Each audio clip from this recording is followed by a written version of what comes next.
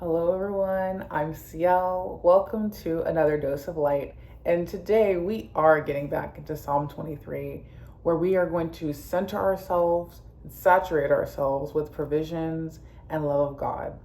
So today we'll be discussing Psalm 23, verse 5, which says, "You prepare a table before me in the presence of my enemies. You anoint my head with oil, my cup runs over." So, in true CL fashion, we are going to go through this verse, trying to extract as many nuggets as I can within this dose of light. And so today I'll be focusing on the part of the verse that says, "You prepare a table before me in the presence of my enemies." Here, the speaker is speaking to the Lord, saying, "You, Lord, you prepare a table before me in the presence of my enemies."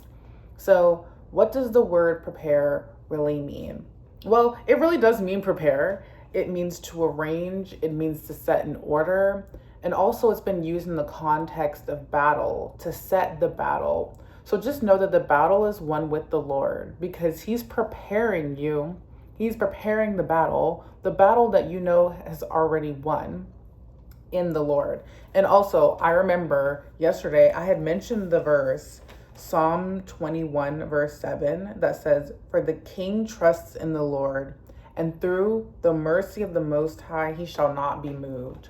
So when you have the Lord, when you trust in the Lord, you shall not be moved. He is preparing the battle that has already been won. Now, the Lord doesn't just want you to be in distress.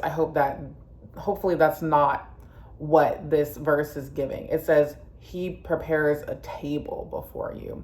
But I wanted to mention the context of how prepare comes in the form of a battle, because it's the Lord showing us that even when there is a battle, He is setting the stage for you to already win. So just know that the Lord doesn't want you to think that He is trying to purposely push you into seasons of distress and in seasons of agony and pain. He is a merciful God. I just read to you a verse that shows He's full of mercy and compassion.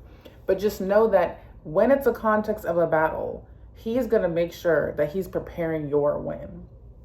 But back to the verse. It says, "You prepare a table before me." So we know that He's arranging. We know first and foremost that it's the Lord and not you doing the work. I really want us to see how much the emphasis is put on the Lord and all the things that He is doing. You prepare, you arrange, you set in order a table. And here we have the word table, like it truly does mean table, but also by implication, it means a meal. You prepare a table or a meal before me. So I'm actually going to go back to the word table, but first I want to just get through the whole clause that I'm focusing on. So it's you prepare a table before me. This literally means, like in a literal translation, in my face. You prepare a table in my face, in the presence. And here this means in front of or opposite, against my enemies. So your enemies are getting a front row seat to the Lord preparing a table in your face. Now, what exactly does this table look like? What are some contexts with which the Lord has prepared a meal for the people who have followed Him?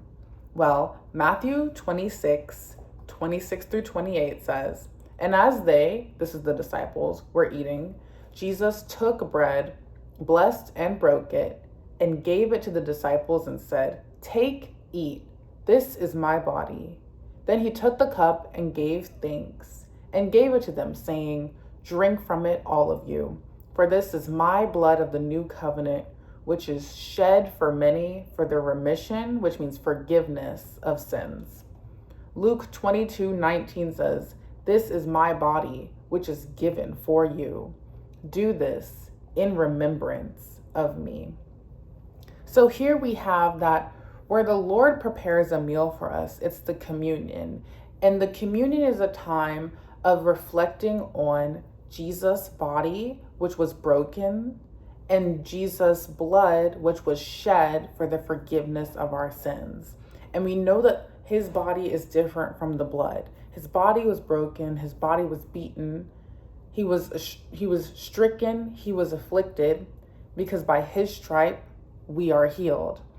And then we have the blood, which is shed for the forgiveness of sins. Now, I know there have been times where people can get really afraid of communion because there are some verses that says if someone partakes in an unworthy manner, then bad things can happen. So I'm actually going to read the verse to assuage any fears that people who have perhaps heard these verses may encounter. So 1 Corinthians 11:29 says, "For he who eats and drinks in an unworthy manner eats and drinks judgment to himself, not discerning the Lord's body." So here, there have been some fears that people may have where it says, oh my gosh, I'm drinking unworthily because I'm an unworthy person. It does not say that for he who drinks and eats as an unworthy person. The verse says, for he who eats and drinks in an unworthy manner. So it's the style in which one partakes. It's the way that they partake. What is an unworthy manner? Well, the verse explains it. It says, comma, not discerning the Lord's body. So some people take communion and they treat the bread and the cup as the same thing. But Luke 22 and Matthew 26 show that the body is different from Jesus's blood. And so when we partake of communion, when we partake of the bread and the juice, when we focus on, wow, Jesus' body was given for me. He was bruised, he was crushed. The chastisement for my peace was on him, and by his stripe we are healed. When we focus on that aspect of the bread, and then we separately go to the cup, and we see that Jesus' blood was shed for the forgiveness of all of our sins. When we see the two separate functions of the body and of the blood, that's us discerning the Lord's body. That's us understanding that Jesus' sacrifice did more than one thing. It saved us from our sins, but also his miracle working power can flow in our lives when we see that his body was broken so that ours is whole. So I just want you to understand and see that this is still putting the work that Jesus did on him, not because I just want to go, oh my gosh, there's nothing for us to do. The Bible is telling us that he prepares a table before us in the presence of our enemies. If it had told us that we need to prepare our own table, then that's what it says. But Psalms 23, this is the speaker saying to the Lord that you prepare a table before me in the presence of my enemies. And this was selected to be printed out for all of us to receive and all of us to receive the nutrients of. And we know that the Lord has blessed us to receive all the revelations and all the precious nuggets from the word. So I invite you to bask in this light where you rest in Jesus, who has prepared his supper. This in the same way he prepared the supper for the disciples, the Lord's Supper. See him preparing the communion elements before you today. And where there may be any adversaries in your life, right? In the presence of my enemies. Enemies here stands for things that bind you or that distress you, that make you feel cramped, anything that hinders you, anything that doesn't make you feel free. An enemy is an adversary that tries to prohibit your liberation. But this video is meant for your liberation. So I want you to know that when the Lord prepares a table before you in the presence of your enemies, this is an invitation for communion that helps us understand what the Lord's body has done for us, what the Lord's blood has done for us, and how we are set free. And I hope that you receive that. I hope that you cherish that light. I hope that you cherish everything that Jesus has done for us and more. And this is my dose of light for today and for today. Please like, comment, and subscribe.